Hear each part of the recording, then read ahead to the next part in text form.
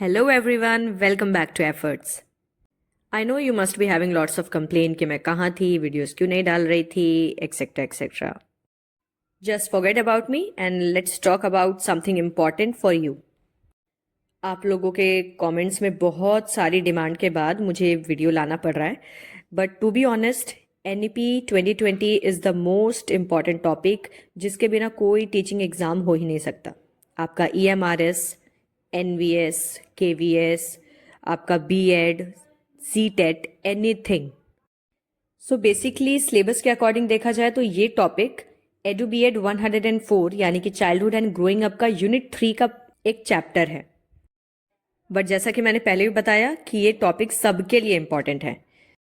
And trust me, इस video को देखने के बाद there will be not a single thing left जो NEP में हो और मैंने आपको ना बताया हो. हाँ, जस्ट मेक श्योर कि आपने NEP 2020 देखने से पहले NEP 1968 और 1986 ज़रूर देखा हो. और अगर आप पहले से ही देख चुके हैं so what are you waiting for. चलिए जल्दी से स्टार्ट करते हैं हम वीडियो को बिना टाइम वेस्ट किए.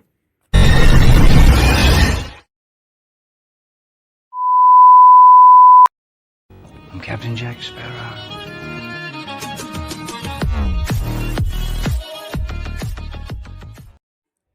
हाँ, बस एक छोटी सी दिक्कत है या कह लीजिए बैड न्यूज़ है कि ये वीडियो कम्प्लीटली इंग्लिश में ही होगा. ऑल्दो एक्सप्लेनेशन हिंदी में भी होगी बट कंटेंट आपको इसमें सिर्फ इंग्लिश में मिलेगा. मेरे अभी तक के सारे वीडियोस में आपको डुअल लैंग्वेज में ही कंटेंट मिला है बट ये वाला थोड़ा सा एक्सेप्शन है. तो हम अपना टॉपिक स्टार्ट करेंगे NEP 2020 में जो की पॉइंट्स कवर हुए हैं उनको पढ़ने से. लेकिन 2020 पढ़ने से पहले हमें थोड़ा सा इसके हिस्ट्री के बारे में जानना पड़ेगा. तो हमारे इंडिया में सबसे पहला नेशनल एजुकेशन पॉलिसी 1968 में इंदिरा गांधी के टाइम पे आया था और इसे हम फर्स्ट एजुकेशन पॉलिसी भी कहते हैं. सेकेंड एजुकेशन पॉलिसी यानी कि NEP 1986, इसको याद ऐसे करिएगा आप लोग, पहला है 68 में और दूसरा है उसी को फ्लिप कर दीजिए 86 में. तो 86 वाला आया था इंदिरा गांधी जी के बेटे राजीव गांधी के टाइम पे और इसे हम सेकेंड नेशनल एजुकेशन पॉलिसी भी कहते हैं. और अब ये है तीसरा एजुकेशन पॉलिसी यानी कि नेशनल एजुकेशन पॉलिसी 2020 जो कि ऑब्वियसली मोदी जी के टाइम पे आया है. अब पहली चीज जो आपको इस पॉलिसी के बारे में याद रखनी है वो ये है कि ऑल्दो पॉलिसी हमारी 2020 में लागू हुई है, इसे नेशनल एजुकेशन पॉलिसी 2020 कहा जाता है, लेकिन इसकी शुरुआत हो गई थी 2017 से. Committee formed in 2017, report submitted in 2019 under chairmanship of के कस्तूरी रंगन. 2017 में के कस्तूरी रंगन के नेतृत्व में एक कमिटी बनाई गई थी और उस कमिटी ने 2 साल बाद अपनी रिपोर्ट सबमिट की यानी 2019 में, और उस रिपोर्ट की रिकमेंडेशन के बाद ही ये न्यू एजुकेशन पॉलिसी या नेशनल एजुकेशन पॉलिसी 2020 लागू हुई. तो सबसे पहला और सबसे बड़ा बदलाव जो इस पॉलिसी के तहत किया गया था वो था कि आज तक जिस मिनिस्ट्री को हम ministry of human resource and development के नाम से जानते थे उसका नाम बदल के रख दिया गया एजुकेशन मिनिस्ट्री. तो बहुत ही इंपॉर्टेंट है ये point. MHRD, Ministry of Human Resource and Development, renamed as Education Ministry. New NCF, NCTE and ICT added to teacher education. अब ये जितने भी एब्रीवेशंस मैंने लिखे हैं पहले तो इनका फुल फॉर्म आप लोग याद कर लीजिए, बहुत इंपॉर्टेंट है सबके फुल फॉर्म. आप समझिए इस पूरे वीडियो में आपको एक एक पॉइंट जो मैं लिखा हुआ दे रही हूँ ना, एवरी लाइन इज इम्पॉर्टेंट. तो सबसे पहले NCF का फुल फॉर्म होता है नेशनल करिकुलम फ्रेमवर्क. NCTE का फुल फॉर्म होता है national council for teacher education और ICT का फुल फॉर्म होता है इंफॉर्मेशन एंड कम्युनिकेशन टेक्नोलॉजीज. तो NEP 2020 के तहत NCF, NCTE और ICT तीनों को रिन्यू किया गया. NPST इसका फुल फॉर्म होता है national professional standards for teachers, will be developed by NCTE by 2022. जैसा कि आपको नाम से ही पता चल रहा होगा कि national council for teacher education, obvious ही बात है ये भारत में शिक्षक की शिक्षा पे ध्यान देने के लिए बनाया गया है. यानी टीचर से रिलेटेड जितनी भी एजुकेशन है वो सब कुछ NCTE संभालता है, इवन हमारा ये BEd भी. तो NCTE को एक जिम्मेदारी और सौंपी गई कि 2022 जो कि बीत चुका है, लेकिन 2020 में ये आई थी पॉलिसी, इसीलिए 2022 आने वाला था. तो एनसीटीई को जिम्मेदारी सौंपी गई थी कि वो एक नया प्रोफेशनल स्टैंडर्ड डिजाइन करें टीचर्स के लिए, जिसके तहत आप लोगों ने अभी बीच में ये खबर भी सुनी होगी ना कि बीएड अब 2 साल का हट के 4 साल का हो रहा है, इंटीग्रेटेड बीएड हो रहा है, ग्रेजुएशन की जरूरत नहीं पड़ेगी। ये सभी चीजें एनसीटीई ने इसी के तहत डिसाइड की थी। NCTE will also prepare NCFTE. देखिए थोड़ा सा कंफ्यूजिंग है बट आपको फुल फॉर्म सारे याद करने होंगे। एनसीएफटीई का फुल फॉर्म है national curriculum framework for teacher education. देखो एनसीएफ है नेशनल करिकुलम फ्रेमवर्क, तो ये स्टूडेंट्स के लिए होता है और इसमें बस टीई लगा दो तो हो गया national curriculum framework for teacher education. तो अकॉर्डिंग टू एनईपी 2020 एनसीटीई को एक नया करिकुलम फ्रेमवर्क भी बनाना पड़ेगा टीचर्स के लिए। मतलब वो क्या सब्जेक्ट्स पढ़ेंगे, कौन कौन से टॉपिक्स उन्हें बीएड में पढ़ाए जाएंगे, ये सब चीजें भी फ्रेशली डिसाइड करनी होंगी। By 2030, minimum qualification for teacher will be a 4-year BEd degree और the integrated program, जो कि अभी मैंने आपको बताया 2030 तक ये लागू करने की बात की जा रही है। NCTE must prepare teachers for reforms to be brought। अब सवाल ये उठता है कि इतने सारे बदलाव टीचर एजुकेशन में क्यों लाए जा रहे हैं? तो जाहिर सी बात है कि जिस तरह से एजुकेशन सिस्टम अब पूरी तरह नया हो चुका है, तो हमें टीचर्स को भी नए चेंजेस जो भविष्य में आने वाले हैं उनके लिए प्रिपेयर करना होगा। सीपीडी, ध्यान दीजिएगा सीडीपी नहीं, सीडीपी तो अलग है, चाइल्ड डेवलपमेंट एंड पेडागोजी, और सीपीडी अलग है। सीपीडी का फुल फॉर्म है continuous professional development. CPD leads to the promotion of teachers on the basis of merit और देयर परफॉर्मेंस। टीचर्स का कॉन्टिन्यूअस प्रोफेशनल डेवलपमेंट चेक किया जाएगा, जिससे ये पता चलेगा कि वो कितने ज़्यादा प्रोफिशिएंट हो चुके हैं और उसी के बेसिस पे उनका प्रमोशन भी किया जाएगा टाइम टाइम पे। मोस्ट इंपॉर्टेंट एनसीईआरटी, एनसीईआरटी का फुल फॉर्म ज़रूर याद होना चाहिए आपको, national council for educational research and training. NCERT will develop a national curriculum and pedagogical framework for early childhood care and education। ECCE का full form होता है early childhood care and education, और NCPFECCE का full form है national curriculum and pedagogical framework for early childhood care and education. तो जैसा कि हम जानते हैं कि अर्ली चाइल्डहुड जो होता है बच्चों का, वो सबसे क्रूशियल पीरियड होता है, इसीलिए सरकार ने, या कह लीजिए NEP 2020 के अकॉर्डिंग NCERT से अर्ली चाइल्डहुड डेवलपमेंट को ध्यान में रखते हुए एक नया फ्रेमवर्क डिजाइन करने की बात भी कही गई है।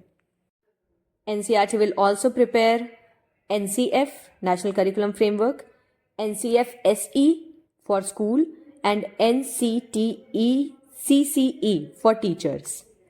ये जो early childhood care and education वाला करिकुलम है, इसे बेसिकली बनाया जा रहा है कि टीचर्स को हम बहुत बेहतर तरीके से सिखा पाएं कि छोटे बच्चों से किस तरह से डील करना है। छोटे बच्चों से बहुत ज़्यादा जल्दी इरिटेट हो जाते हैं टीचर्स, इवन उन्हें संभालना भी थोड़ा मुश्किल होता है, जिस वजह से टीचर्स को प्रॉपरली ट्रेंड होना ज़रूरी है। इसी से रिलेटेड आ जाता है NTT यानी nursery teacher training, is renamed as early childhood care and education. ये जो हमारा पहले नर्सरी टीचर ट्रेनिंग होता था ना, उसी का नाम बदल के अब ECCE रख दिया गया है, क्योंकि अब इसके तहत टीचर्स को सिर्फ ट्रेनिंग नहीं दी जाएगी बल्कि उन्हें बच्चों की अर्ली चाइल्डहुड में किस तरह से केयर करनी है ये भी बताया जाएगा। यूनिवर्सलाइजेशन ऑफ ECCE, और इसके साथ ही अर्ली चाइल्डहुड केयर को पूरे स्तर पर लागू किया जाएगा, मतलब पूरे भारतवर्ष में इसकी ट्रेनिंग टीचर्स को दी जाएगी जो भी छोटे बच्चों को पढ़ाने वाले हैं। KGBV यानी कि कस्तूरबा गांधी बालिका विद्यालय, इसे 12th क्लास तक अपग्रेड कर दिया गया है। जिन्हें नहीं पता है उन्हें मैं बता दूं कि कस्तूरबा गांधी बालिका विद्यालय ये स्कूल मार्जिनलाइज्ड गर्ल्स के लिए है, यानी ट्राइबल गर्ल्स, या आप कह सकते हैं जो बहुत रिमोट एरियाज में रहती हैं लड़कियां, उनके लिए। तो अब इसे भी अपग्रेड करके क्लास 12 तक कर दिया गया है, पहले ये सिर्फ क्लास 8 तक था। अब हम जानेंगे एम्स ऑफ NEP 2020। इतने सारे बदलाव करने के क्या मकसद हैं, यानी मेन मोटिव क्या है, चलिए जान लेते हैं। To enrol 2 crore children in mainstream education, empowerment in language, holistic development, inclusivity to achieve by 2030। इनका सबसे बड़ा एम तो ये है कि 2030 तक इन्हें 2 करोड़ बच्चों को एजुकेशन सिस्टम में लेके आना है, मतलब उनका एडमिशन कराना है। दूसरी चीज, लैंग्वेज इंप्रूव करनी है, सभी बच्चों को कॉन्फिडेंटली बोलना सिखाना है। होलिस्टिक डेवलपमेंट यानी ओवरऑल डेवलपमेंट करनी है, चाहे उनकी बॉडी लैंग्वेज की हो, चाहे उनकी थिंकिंग की हो, क्रिएटिविटी की हो। और इंक्लूसिविटी यानी ऐसे बच्चे जो इम्पेयर्ड हैं, फिजिकली डिसेबल हैं, ऐसे बच्चों को भी नॉर्मल बच्चों के साथ पढ़ने का अधिकार देना है। NEP stated initial 5 years of a child are very important as 85% brain develops till 5 or 6 years of age. NEP की सबसे इंपॉर्टेंट लाइन है ये कि बच्चे के शुरुआती 5 साल उसके जीवन के लिए सबसे ज्यादा महत्वपूर्ण होते हैं, क्योंकि साइकोलॉजिस्ट के अकॉर्डिंग बच्चे का 85% ब्रेन 5 से 6 साल की उम्र तक ही डेवलप कर चुका रहता है। So this is my humble request to you all. आप सभी फ्यूचर में पेरेंट्स बनने वाले होंगे या कई बन भी चुके होंगे, सो ये चीज जरूर ध्यान में रखिएगा कि आपके बच्चे के ब्रेन का 85% विकास 5 से 6 साल की उम्र तक हो जाएगा। तो जो भी आपको उसको बनाना होगा ना फ्यूचर में, वो चीज आप 5 या 6 साल की उम्र तक उसके दिमाग में फीड करना शुरू कर दीजिएगा। Again very important line, the weight of the bag should only be 10% of the child's weight. बच्चे का जितना वजन है उसका 10% ही उसके बैग का वेट होना चाहिए। गवर्नमेंट ने ये बहुत ही ज्यादा स्ट्रिक्ट रूल बना रखा है। The curriculum content must be reduced to core concepts in order to enhance essential learning and critical thinking. बच्चों के सिलेबस को या करिकुलम कंटेंट को रिड्यूस करके केवल इंपॉर्टेंट चीजें ही उन्हें पढ़ाई जानी चाहिए ताकि ज्यादा समय उन्हें क्रिटिकल थिंकिंग के लिए मिल सके। Curriculum must shift from standardised form to multidisciplinary form. It should be holistic, integrated, enjoyable and engaging for children. यानी बच्चों का जो पाठ्यक्रम है उसको हमें हमेशा चले आ रहे ट्रेडिशनल तरीके से हटाकर मल्टीडिसिप्लिनरी यानी बहुआयामी बनाना चाहिए। बच्चा सिर्फ चीजों को रटे नहीं, बल्कि क्लास में पढ़ी गई चीजों को वो अपने रियल लाइफ में इम्प्लीमेंट भी कर सके। बच्चे का पाठ्यक्रम पूरी तरह से संपूर्ण, एकीकृत, मतलब उसके करिकुलम में सारी चीजें इन्वॉल्व होनी चाहिए। उसका पाठ्यक्रम उसके लिए परेशानी ना हो, बल्कि सुखद और मनमोहन हो। ओवरऑल एनईपी का एम है घिसे पिटे करिकुलम को चेंज करके इंटरेस्टिंग और एंगेजिंग बनाना।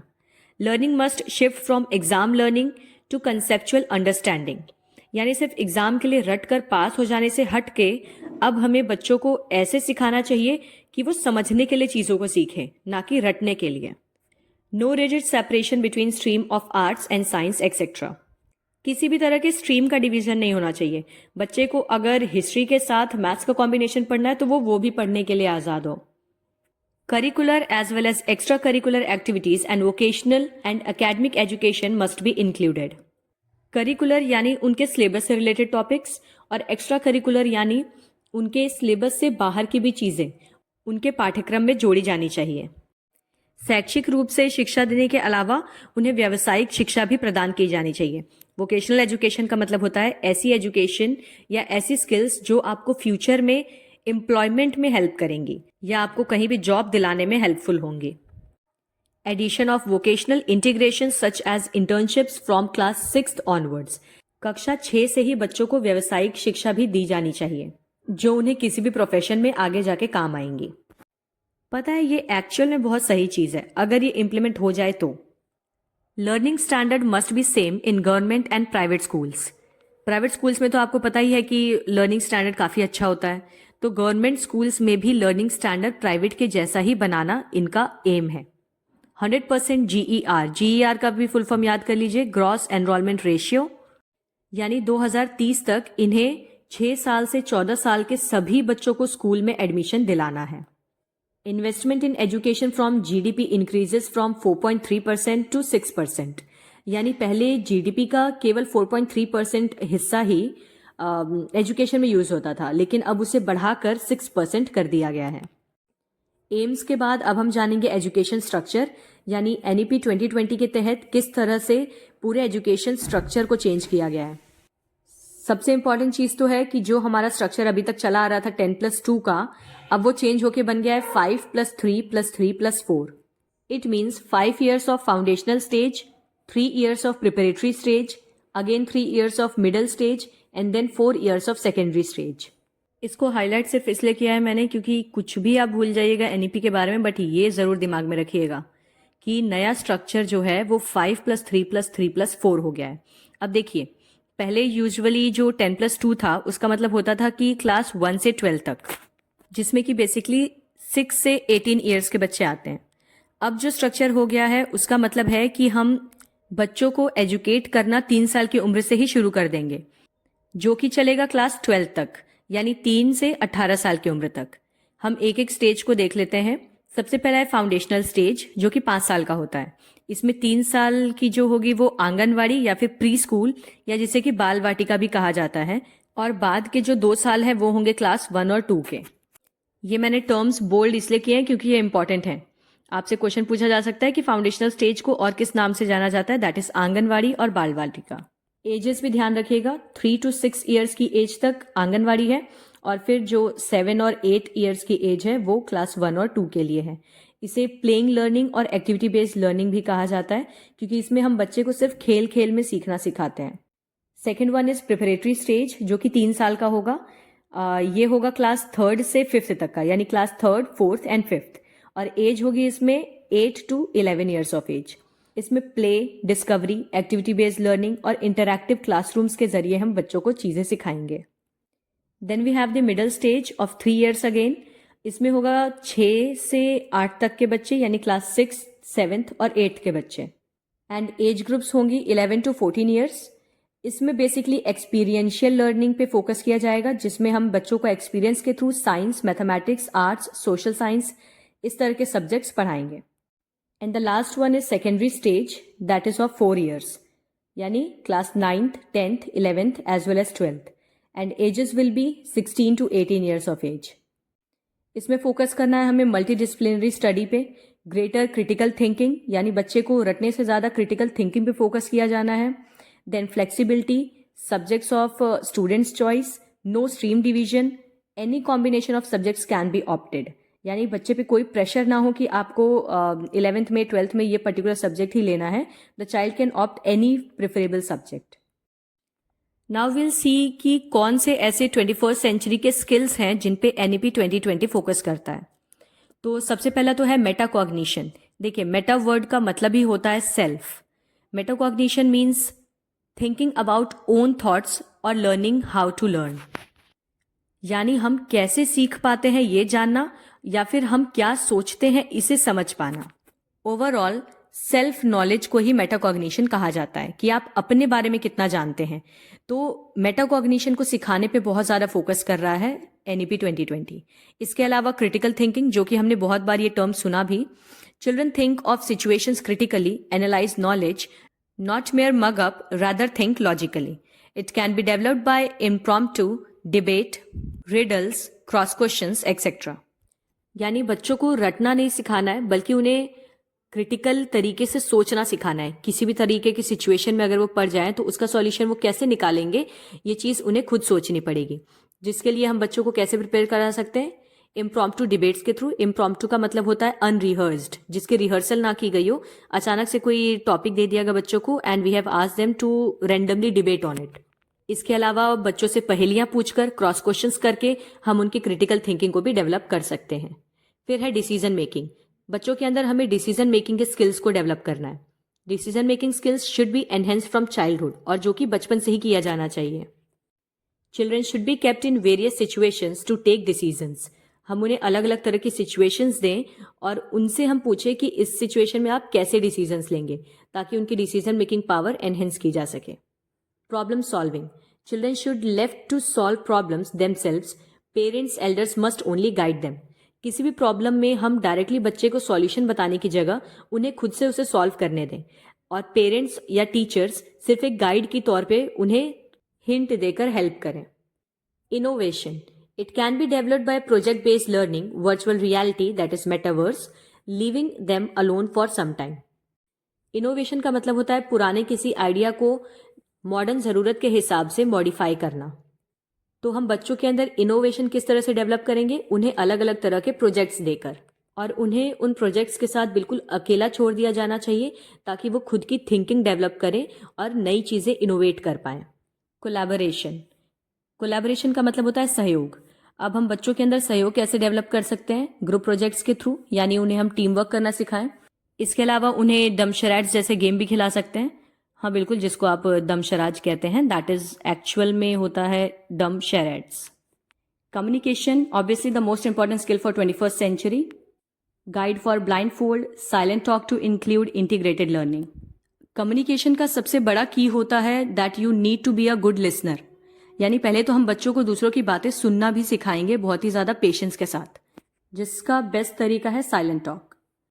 आईसीटी लिटरेसी, इसका फुल फॉर्म होता है इंफॉर्मेशन एंड कम्युनिकेशन टेक्नोलॉजी, जिसमें हम बच्चों को ऐप्स डिज़ाइन करना और इसके अलावा नो हाउ यानी कि क्वेश्चंस के आंसर्स टेक्नोलॉजी की मदद से कैसे ढूंढने हैं ये सिखा सकते हैं। फिर है फ्लेक्सिबिलिटी एंड अडेप्टेबिलिटी, बच्चे के अंदर बहुत ज़्यादा लचीलापन होना चाहिए और साथ में नए पर्यावरण की स्थिति के अनुकूल अपने आप को ढालना भी आना चाहिए।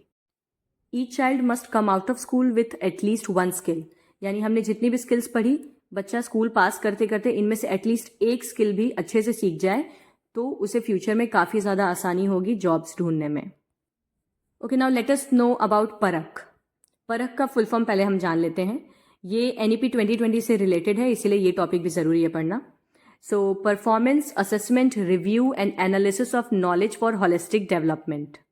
अब जैसा कि आपको नाम से पता चल रहा है, it is a body made for assessing, reviewing and analysing knowledge for overall development. परख को यूजुअली बच्चों के परफॉर्मेंस का आकलन करने के लिए या ये जानने के लिए बनाया गया है कि बच्चे ने चीज़ों को कितना सीखा, ताकि हम उसकी ओवरऑल डेवलपमेंट कर सकें।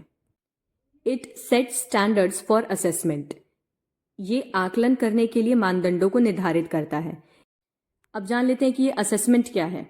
एनईपी के according assessment of a child should be 360 degree और holistic assessment of all aspects, यानी जब आप बच्चे का मूल्यांकन कर रहे हैं, उसका आकलन कर रहे हैं, तो वो सिर्फ सब्जेक्ट नॉलेज ना हो बल्कि आप उसकी ओवरऑल ग्रोथ को चेक करें।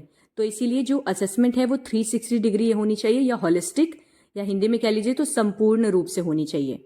आप उसके फिजिकल स्ट्रेंथ को भी चेक करिए, कॉग्निटिव स्किल्स को चेक करिए, सोशल वेलबींग को चेक करिए, इमोशनल अटैचमेंट्स को चेक करिए। The report card of the child should B multi dimensional and include cognitive, affective and psychomotor, that is cap domain. Even report card में सिर्फ subject के marks ना लिखे हों बल्कि उसके संज्ञानात्मक, भावनात्मक और मनोविज्ञान के आकलन के बारे में भी लिखा हुआ होना चाहिए। Shift from rigid to flexible assessment. Summative assessment, it is pen paper based for judgment. To formative assessment, it is activity based for improvement, not for judgment. NEP बार बार जोर देता है असेसमेंट को SA से हटाकर FA में बदलना। Summative assessment और formative assessment, पहले तो आप इसमें डिफरेंस समझिए। समेटिव असेसमेंट यूजुअली साल के एंड में लिया जाता है, जिसे कि हम एनुअल एग्जाम भी कहते हैं। वो बेसिकली इसलिए लिया जाता है कि हम बच्चे ने पूरे साल भर में क्या सीखा है उसका आकलन कर पाएं और फिर उसी के बेसिस पे हम जज कर पाएं कि वो बच्चा आगे प्रमोट होगा या नहीं। जबकि फॉर्मेटिव असेसमेंट साल के बीच में लिया जाता है ये जानने के लिए बच्चा अभी तक कितनी चीज़ें सीख पाया है और अभी आगे उसे कितना सीखना बाकी है। ये जजमेंट नहीं होता है। इस तरह के एग्जाम केवल और केवल बच्चे के इम्प्रूवमेंट के लिए किए जाते हैं। तो एनईपी यही कहता है कि आप बच्चे को जज मत करिए बल्कि उसकी कमी जानकर उसे इम्प्रूव करने पे फोकस करिए।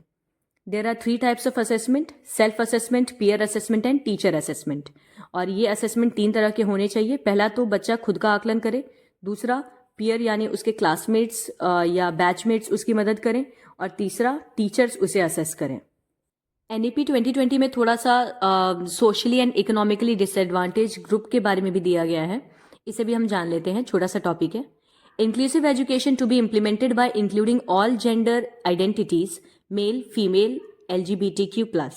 इंक्लूसिव एजुकेशन का मतलब होता है शिक्षा में सभी को इंक्लूड करना, सभी को संलग्न करना, यानी कोई भी ऐसा इंसान हमें उसे किसी भी तरह के भेदभाव के जरिए शिक्षा से छाटे नहीं या निकाले नहीं।